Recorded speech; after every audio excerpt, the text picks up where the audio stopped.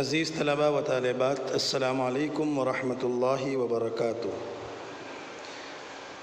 میں Anglo Urdu high school Urdu medium سے بورنیہ سہیل احمد آپ کی خدمت میں جماعت 12 مضمون عربی سبق نمبر 1 جس کے الفاظ معانی الحمدللہ ہم حل کر چکے ہیں، آج ہم عبارت اور اس کا ترجمہ سیکھیں گے۔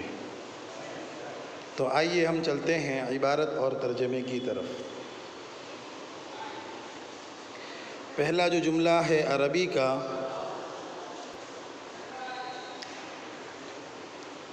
عبارت اور ترجمہ ہمارا آج حل کرنے جا رہے ہیں ہم۔ سب سے پہلے ہمارے عبارت کی پہلا جملہ ہے وہ ہے من اطباء العرب المشہورین ابو القاسم الزہراوی۔ اس کا ترجمہ ہوگا ابو القاسم زہراوی یہ عرب کے مشہور ڈاکٹروں میں سے ہیں۔ اطباء یعنی ڈاکٹروں، مشہورین مشہوروں۔ آگے جملہ ہے عاش ھذا الطبیب فی قرطبۃ عاصمۃ بلاد الاندلس واعظم مدنها حضارۃ۔ عاش کا معنی ہوگا زندگی بسر کی، بلاد کا معنی ہوگا شہر، قرطبہ کا معنی ہوگا ایک شہر کا نام، اندلس یہ بھی ایک شہر کا نام ہے، اور عاصمتی معنی ہوگا دارالحکومت۔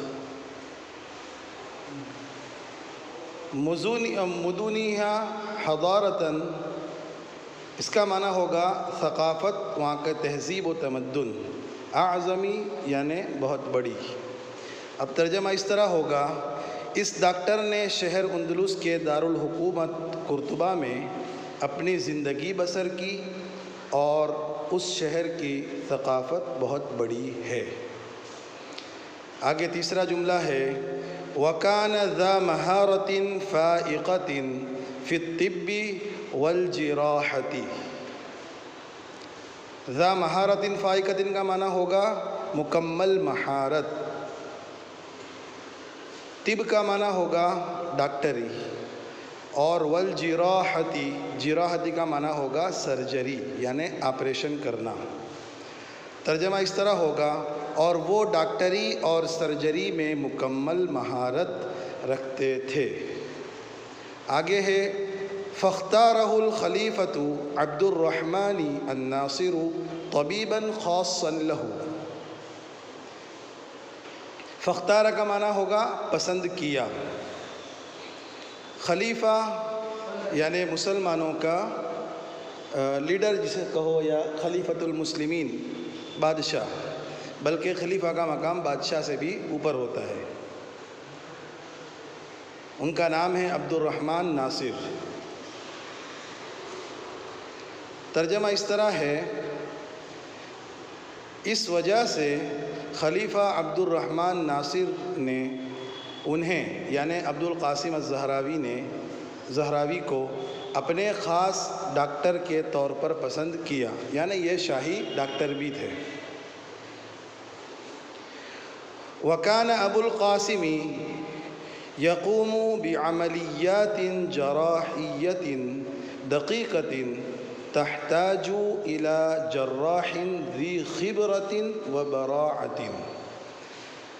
ترجمہ ہوگا ابو القاسم جب باریک سرجری کا عمل کرتے تھے، یعنی کوئی مشکل آپریشن کرتے تھے، تو انہیں ایک ماہر اور تجربہ کار ڈاکٹر کی ضرورت پڑتی تھی، یعنی وہ اکیلے اس کام کو انجام نہیں دیتے تھے، بلکہ کوئی باریک آپریشن کرنا ہو، سرجری کرنی ہو، اس وقت وہ اپنے ماتحتوں میں سے یا اس زمانے کے جو ان کے مد مقابل اور ان کے برابری کے جو ڈاکٹر ہوتے تھے، ان کے ساتھ مل کر یہ کام کرتے تھے۔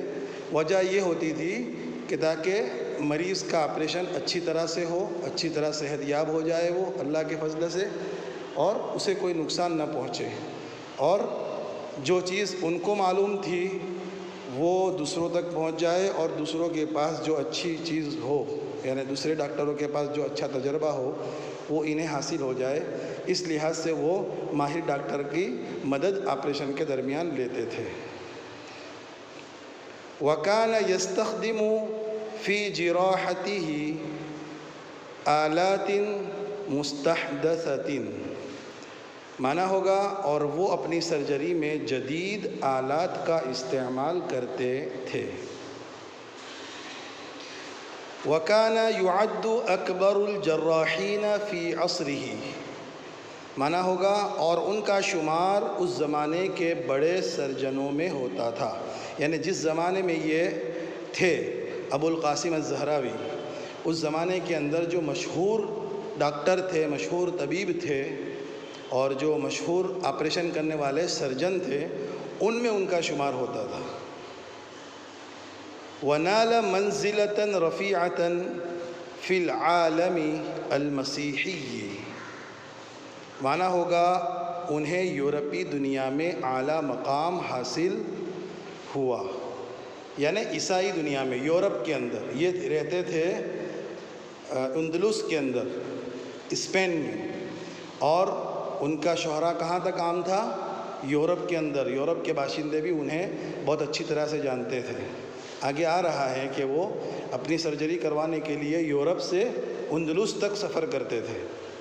آگے کی عبارت ہے وَكَانَ الْأَوْرُبِّيُّونَ يَأْتُونَ إِلَىٰ قُرْطُبَةَ كَيْ يُجْرِيَ لَهُمُ الْجِرَاحَاتِ، ترجمہ ہوگا یورپ کے باشندے قرطبہ آتے تھے تاکہ وہ اپنی سرجری کروائے۔ یہی بات جو میں نے پہلے بتائی، وہ کہ یورپ میں اتنے مشہور تھے کہ یورپ کے لوگ سفر کر کے، اس زمانے میں تو ہوائی جہاز وغیرہ نہیں تھے، تیز سفر نہیں ہوتے تھے، اس کے باوجود بھی اس زمانے کے سفر جو مشکلوں سے بھرے ہوئے ہوتے تھے، ان سفر کی اور مشکلوں کو برداشت کرتے ہوئے وہ لوگ سفر کرتے تھے، اندلس آتے تھے اور ابو القاسم الزہراوی کے پاس اپنا علاج کرواتے تھے۔ تو عزیز طلباء و طالبات، یہ ہمارا مکمل سبق ہوا ہے، یہ پہلا پیراگراف مکمل یہاں پر ہو گیا۔ آپ اسے اچھی طرح سے عبارت بھی لکھیں اور اچھی طرح سے اس کا ترجمہ بھی لکھ لیں اور یاد کر لیں، اور مستقل اپنی نوٹ بنائیں عربی کی، اور اس کے اندر اسے روزانہ جو سبق آپ کو دیا جاتا ہے اسے لکھتے جائیں۔ ایک کام روزانہ تھوڑا تھوڑا کرتے رہو گے تو انشاءاللہ ایک دن وہ مکمل ہو جائے گا۔